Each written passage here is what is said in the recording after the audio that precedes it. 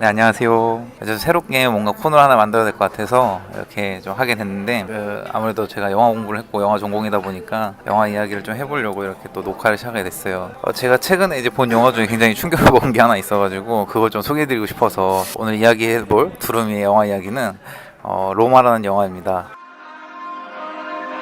We touch, we break, make it seem like we feel the same. We love what we hate.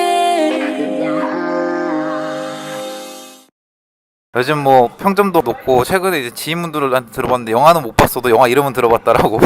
알폰소 쿠아론 감독은 옛날에 그 그래비티나 칠드런 오브 맨 뭐 이런 영화들 때문에 워낙 국내에서도 인지도가 높은 감독이긴 한데, 그 감독님이 이번에 또 신작을 냈어요. 그것도 넷플릭스에서 투자를 받아가지고 영화를 냈는데 바로 로마라는 영화입니다. 베니스 영화제에서 황금사자상 받아서 입소문이 많이 탄 뭐 그런 영화라고 생각하시면 됩니다. 일단 이 영화의 줄거리는, 이건 워낙 정보가 많아가지고 짧게 얘기를 할게요. 멕시코 시티 안에 있는 지역 이름이 로마더라고요. 그 로마에서 일어나는 어떤 한 중산층 가정의 이야기를 다룬 건데, 인물 관계도가 이제 보면은 고용주 부부가 있고 가정부가 2명이 고용된 상태예요. 그리고 뭔데 이제 가정부가 연애를 하다가 임신을 하게 되고, 근데 그 임신시킨 남자애가 도망치고, 그래서 이제 가정부는 내가 임신했으니 잘릴 것 같으니까 고용주 부인한테 가서 저를 이제 자르실 거죠 하니까, 부인은 내가 널 왜 자르냐 해가지고 오히려 더 잘 출산할 수 있도록 도와주는, 어찌 보면 조금 나쁜 고용주를 이야기하는 영화는 아니다라는 거, 그 점에서 조금 다른데 되게 착해요. 고용주들이 70년대랑 71년도를 넘어가는 멕시코의 시대 배경인데, 그 안에서 있는 멕시코에 있었던 민주화운동들이 이 안에 섞여가지고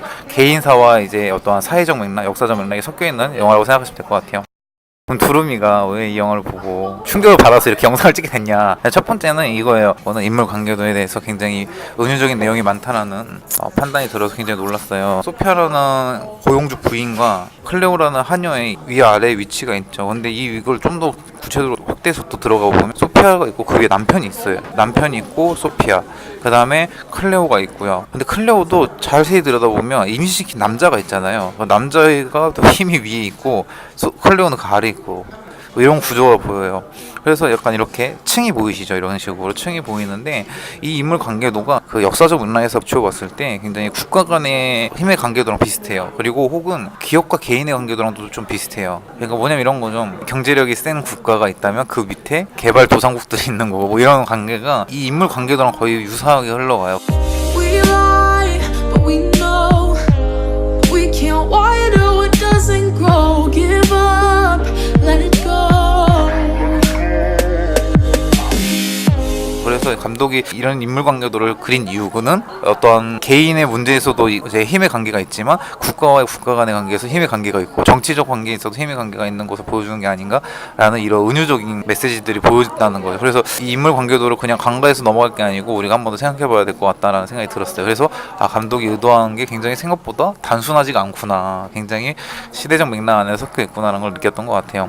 멕시코란 나라는 역사적으로 되게 침략을 받았던 나라더라고요. 한 천 몇 년대부터 스페인에 계속 식민지 국가였더라고요. 그래가지고 언어를 스페인어랑 인디언어랑 같이 써요. 그래가지고 영화를 보시면 자막이 2개로 나오거든요. 가로친 거는 이제 원주민 언어고, 가로 안 친 건 스페인어예요. 그러니까 이게 섞여서 막 말을 하는 거예요. 그리고 그 중요한 건 클레오라는 인물을 보시면 외모가 조금 그 소피아랑 다르죠. 클레오라는 인물은 이제 완전 그 원주민 출신인 것 같아요, 외모로 봤을 때. 그래서 언어를 2개 같이 쓰죠. 스페인어랑 자기 원주민 언어랑 2개 섞어서 쓰기 때문에 이제 영화를 보시는 분들이 그런 역사적 맥락을 보면 될 것 같은데, 어쨌든 근데 이런 거를 왜 그대로 뒀냐면, 멕시코라는 나라는 그렇게 침략을 받아온 나라고 그 안에서 계속 그 소용돌이 안에서 계속 흔들린 나라였어요. 근데 잘 생각해보세요. 그게 멕시코가 원해서 그런 거였냐는 거죠.